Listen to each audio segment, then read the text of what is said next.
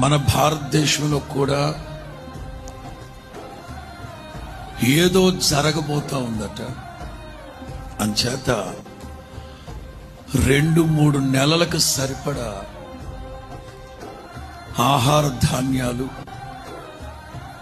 చేతిలో ఉన్న డబ్బులు వెచ్చలవిడిగా ఖర్చు పెట్టుకోకుండా కాస్త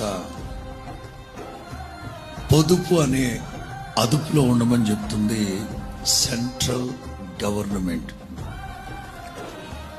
ఏం జరగబోతుందో తెలియదు. మొత్తం మీద మనం ప్రార్థన చేస్తున్నాం గనక ప్రభు సమస్త పరిస్థితులను అనుకూలంగా మార్చునుగాక.